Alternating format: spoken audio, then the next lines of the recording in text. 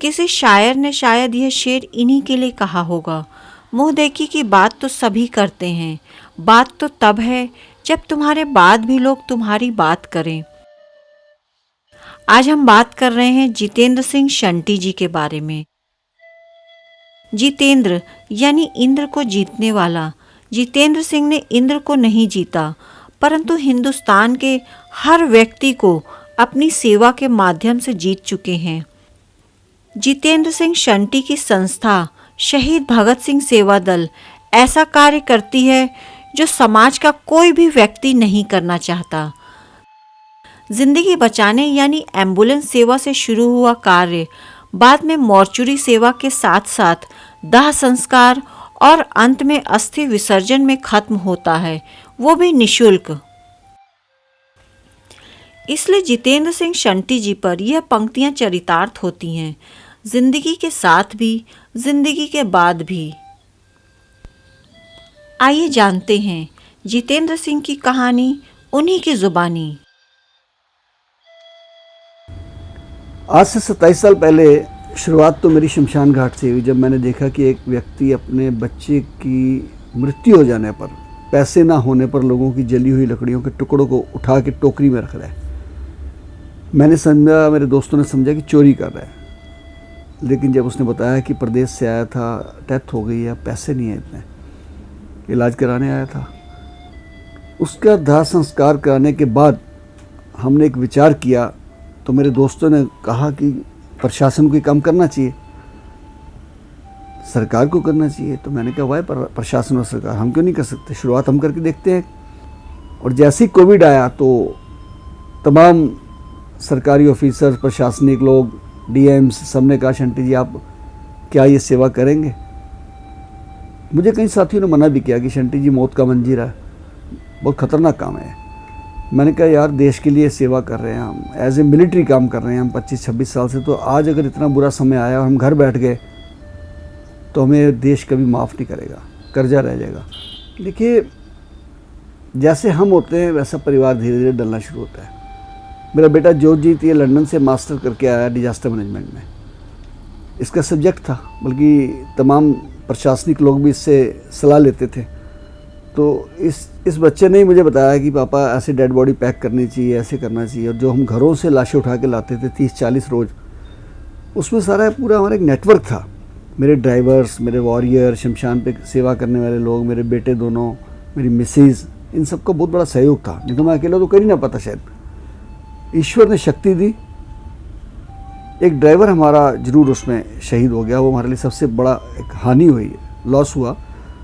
उस समय मेरे ड्राइवर थोड़े सकपका गए, तो मैंने उनको एक बात कही। मैंने कहा यार 2 मुल्कों की लड़ाई हो रही है और हमारे फौजी को किसी मुल्क ने मार दिया है, अब हमें पीछे भागना है या आगे बढ़ना है।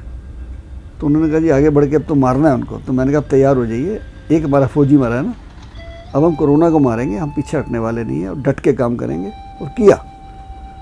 और जब पूरा कहर आ गया, यानी 160 तक भी हमने एक दिन में डेड बॉडीज़ क्रिमेट की हैं, 160 पर डे।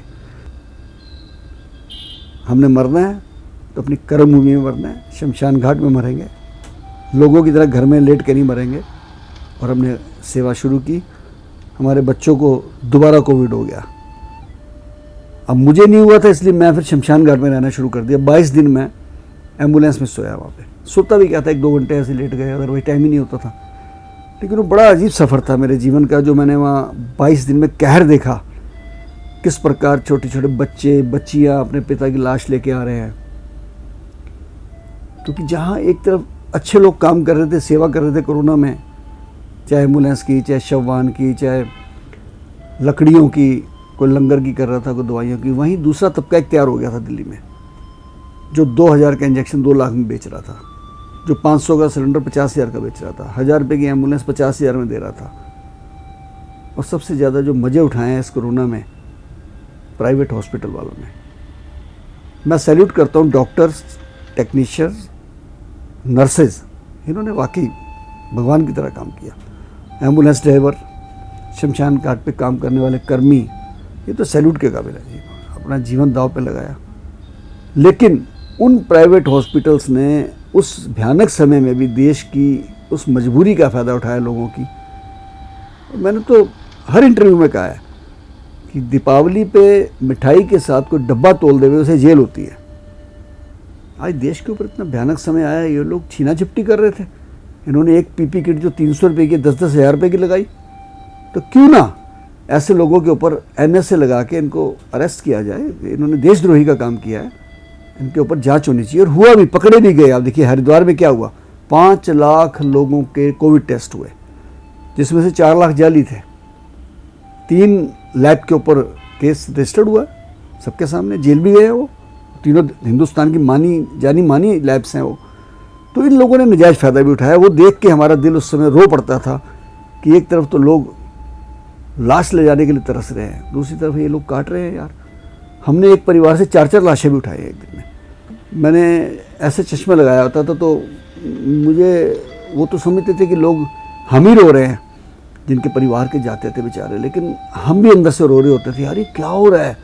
जब 1 साल की बच्ची की लाश मेरे हाथ में आई, जब 12 दिन पुरानी शादी हुई एक बच्ची ने चूड़ा पहना हुआ है और कोविड की लाश आई उसकी, और उससे भी ज़्यादा एक बेटा जो था वो 11-12 साल का होगा और उसके पापा की मृत्यु हो गई। अकेला बेटा आया, एक पड़ोसी आया था, वो चला गया, भाग गया। हम उसका संस्कार करा रहे थे और वो बच्चा 12 साल का बच्चा, उस बेचारे ने शमशान घाटी पहली बार देखा होगा। मैंने उसके साथ खड़े होकर क्रिमेशन कराया और मेरे से जफ्फी डाल के रो रहा था बेचारा, बहुत भयंकर तरीके से। हमने उसको आसरा दिया, पानी पिलाया, और उससे भी बड़ी कहर की बात कि 1 हफ्ते के बाद उसकी माँ भी मर गई। इकलौता बेटा था और उस बेटे के जो चीख पुकार थी उसने हमें बहुत विचलित कर दिया जी। और उसने जो मुझे अल्फाज कहे वहाँ पे, कह रहा अंकल मेरे पापा भी मर गए, माँ भी मर गई, क्या मैं भी मर जाऊँगा अब। मतलब उसने मेरे से चिपक के जो अल्फाज बोले ना, तो मैं भी नहीं बर्दाश्त कर पाया उस बात को। मैं आज तक सोचता हूँ, मेरे रोंगटे खड़े हो जाते हैं, यार ये क्या हुआ हमारे साथ। एक बच्ची बेचारी अपने पापा की लाश कार में लेके आई, कहने लगी मैं सारी रात पापा को लेके घूमती रही हूँ, किसी हॉस्पिटल ने एडमिट नहीं किया, ऑक्सीजन ख़त्म हो गई, अब पापा को लेके घूम रही हूँ, 10 शमशान घाट होने को जलाने की जगह नहीं मिल रही। ये हादसे देख के जी मैं बहुत विचलित हुआ। एक नहीं, मैं ढेरों हादसे हैं, लेकिन बहुत बुरा एक्सपीरियंस हुआ इसमें। अच्छा ये हुआ हमारे लिए कि हमको और काम करने की ताकत दी ईश्वर ने, और उससे भी अच्छा ये हुआ कि मेरे सेवा कर्मी, वॉलंटियर्स, मेरे बच्चे, इन सब की सेवा को देखते हुए माननीय राष्ट्रपति भारत सरकार ने जब पद्मश्री दिया, उससे हमारे सारे वॉरियर्स का मोराल बढ़ा, काम करने की शक्ति बढ़ी। और अगर देश, वो हमें लगा कि ये अवार्ड नहीं है, ये हमारे लिए एक जिम्मेदारी दी है परमात्मा ने, और इसको हम और दबा के करेंगे हम। ये हमारा एक्सपीरियंस था कि 25 साल में मैंने आपको बताया कि शुरुआत की थी, तो अब करते करते ये हालत होगी 10 से 15 dead body per day normal. आज भी इतनी है, जो पहले तो इतना था कि यमुना पार से उठाते थे, अब दिल्ली के कोने कोने से हमको कॉल आती है, क्योंकि शहीद भगत सिंह सेवा दल प्रचारित हो गया आज आप यूट्यूब पे जाइए और जितेंद्र सिंह शंटी या शहीद भगत सिंह सेवा दल या जोरजीत सिंह लिखते हैं तो आपको 150 वीडियो आ जाएंगे उस पर, वो सारी कोविड से संबंधित है। तो लोगों को लगता नहीं यार यहाँ फ़ोन करेंगे तो हमें आसरा मिलेगा। और सच बोलूँ मैं, कई बार तो अपने पे तो गुमान नहीं करना चाहिए, लेकिन हुआ भी 1-2 बार। जैसे एक लाश पड़ी थी द्वारका में 6ठी मंजिल पे, ससुर की बहू पास बैठी है, बेटा फॉरेन कंट्री में है, अकेली लेडी 3 दिन तक बैठी रही। 3 दिन, तीसरे दिन मुझे एक बहुत बड़े चैनल का फ़ोन आया कि शंटी जी उसकी मदद करिए यार। तो हम अपनी 2 गाड़ियाँ लेके गए, उनको पैक किया, नीचे लाए। वो महिला रो रही थी तो पड़ोसी आए 2-3, एक तो पुलिस वाले भी थे, सिविल डिफेंस वाले, कहने लगे बहन जी मत रो। वो कहती भाई साहब रोना तो मेरा ख़त्म हो चुका है, आंसू सूख चुके हैं। आज ना मेरे दिल के अंदर से सौहार्द के आंसू निकल रहे हैं कि 3 दिन मेरे पापा की लाश पड़ी रही, मेरे ससुर जी की, किसी सरकारी तंत्र को नहीं मैंने छोड़ा जहाँ फ़ोन ना किया हो, कोई रिस्पॉन्स नहीं मिला। लेकिन जहाँ सारी सरकार फेल हो गई वहाँ एक सरदार आया और काम कर गया मेरा। तो उसने ये बात की तो मुझे शहीद भगत सिंह सेवा दल फख्र हुआ कि आज लोगों के अंदर दिल में ये भावना तो आई कि शहीद भगत सिंह सेवा दल काम कर रहा है।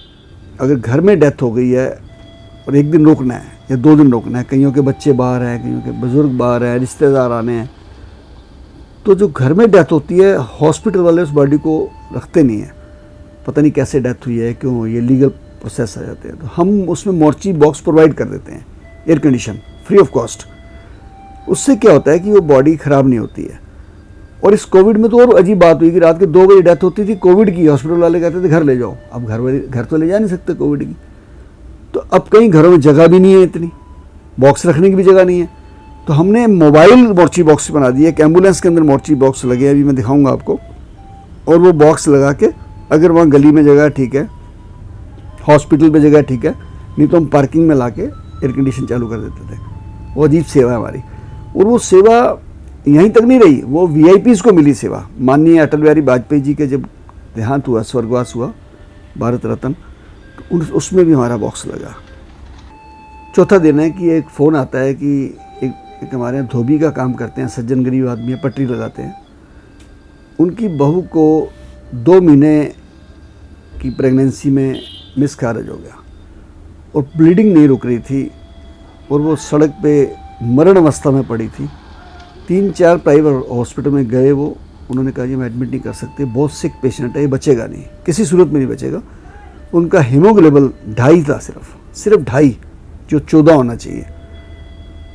मुझे फ़ोन आया, मैंने जोत जी को फ़ोन किया। हमने एक नई पिंक एम्बुलेंस शुरू की, उसके बारे में जोत जी बताएंगे आपको, लेडीज़ के लिए। वो फटाफट एम्बुलेंस ली, एक हॉस्पिटल गए, उन्होंने जवाब दे दिया हेड के बारे में, मैं गया लेके, खुद गया मैं। फिर जीटीबी गए, वहाँ के एमएस से बात की, उन्होंने कहा शंटी जी आप लेके आओ, मैं जैसे मर्जी करता हूँ। कहने लगे ब्लड लो, मैं कहा ब्लड जितना मर्जी लो। 5 यूनिट हमने ब्लड दिया उनको। और अभी आज मेरी बात हुई है, लेडी बच गई है और उसका हीमोग्लोबिन 7.5 हो गया है, एक आधे दिन में छुट्टी हो जाएगी। यानी एक मरती हुई लाश को ईश्वर ने हमें शक्ति दी और बचा लिया गया। एक जागरण में मैं जाता हूँ, जागरण की लाइटें बंद हैं। मैंने कहा क्या हो गया भाई? कहने लगे प्रोग्राम कैंसिल हो गया है, जो बिजली का काम कर रहा था उसका पैर जनरेटर की नंगी तार पे आ गया, मर गया वो। मैंने कहा कहाँ है वो? कहने लगे पटरी पे पड़ा है। झिलमिल का बंदा था। मैं गया, मैंने उसकी पल्स देखी, पल्स बहुत स्लो थी। मैंने सोचा कई बार जब आदमी मरता है तो पल्स जाने में टाइम लग जाता थोड़ा। फिर मैंने उसकी आँख चेक किया तो उसकी पल्स चल रही थी। मैंने अपनी एम्बुलेंस में, मैं हमेशा एम्बुलेंस में चलता हूँ, बता दूँ आपको, 27 साल से। मैंने एम्बुलेंस में फटाफट रखा, 2 दोस्त बिठाए। मैंने कहा इसके पैर मोलो, आप जितना गर्म कर सकते हो उसको करो। और मैं 3 या 4 मिनट में जीटीबी हॉस्पिटल पहुंच गया। जाते ही डॉक्टर्स ने कहा कि ये तो आप डेड बॉडी ले आए हैं। मैंने कहा ठीक है, डेड बॉडी है, कोई बात नहीं, आप इसका ईसीजी करिए, मुझे चेक करा दीजिए, मैं डेड बॉडी वापस ले जाता हूँ। तो जब ईसीजी किया तो ईसीजी चल रही थी उसकी, तो वो भी हैरान हो गए। फिर उन्होंने पूरी मेहनत करी, शॉक दिया उनको, और आधे घंटे में उठ के बैठ गया वो। उनके घर वालों का मुझे फ़ोन आ रहा था बार बार कि शंटी जी पोस्टमार्टम मत होने देना। मैंने कहा नहीं, वो बच गया है। लाश नंगी पड़ी थी बिल्कुल, क्योंकि आग लग गई थी कहीं पे। अब वो जो जल जाते हैं कपड़े वपड़े, तो लाश की बड़ी बुरी हालत होती है। अब बाई चांस मैं जिस गाड़ी में गया था उसमें शॉल नहीं थी। मैं अक्सर गाड़ी में अपनी 4-5 शॉलें, मोर्चरी बैग सब रखता हूँ, मेरी गाड़ी में सब कुछ मिलेगा रेडी आपको। तब नहीं थी, तब इतने साधन नहीं थे हमारे पास। तो मुझे लगा यार ये एक बड़ा अजीब सा हादसा वो बन गया, एक नज़ारा, मतलब लोग देखे जा रहे हैं, कोई फ़ोटो खींच रहा है, कुछ कर रहा है। तो मैंने अपनी टर्बन को उतार के पकड़ी को उसके ऊपर बिछा दिया और उसमें लपेट के फिर उसको उठा लिया। मुझे कई लोगों ने बाद में ऑब्जेक्शन भी किया कि शंटी जी आपने पगड़ी का मिस यूज़ किया। मैंने कहा नहीं, मैंने सही यूज़ किया है, ये पगड़ी बनी रक्षा के लिए है। मेरा दिल कहता है कि मैंने बिल्कुल सही यूज़ किया। जो कहता है गलत है तो उसे कहना दो गलत। गुरु गोविंद सिंह जी ने ये कहा था ना कि देश शिवा ब्रह्मोहे शुभ कर्मन ते कब हो न टरो, ना डरो और सो जब जाए लरो, निश्चय कर अपनी जीत करो। हमने जीत करी, हमने अपना कर्म किया, ईश्वर ने हमें शमशान घाट से राष्ट्रपति भवन तक पहुँचाया, तो हम उसके शुक्रगुजार हैं बस। ना दिल्ली गवर्नमेंट से कोई मदद लिया है, ना भारत सरकार से कोई फाइनेंशियली मदद लिया है, ना कोई फॉरेन कंट्री से मदद लिया है। जो भी इंडिया के लोग हैं, या हमारे जान पहचान के हैं, या हमारे मेंबर हैं, या अब कोविड काल में कुछ लोगों के मन में दया आने लगी है, या जैसे किसी के घर हमारी गाड़ी जाती है, जैसे गुरुद्वारे को 2100 देते हैं, मंदिर को 2100 देते हैं, तो कुछ ना कुछ सेवा शहीद भगत सिंह सेवा दल की भी करते हैं। अक्षय कुमार जी ने 2 एम्बुलेंस भेजी हमें, आनंद महिंद्रा जी ने 1 एम्बुलेंस भेजी है हमने।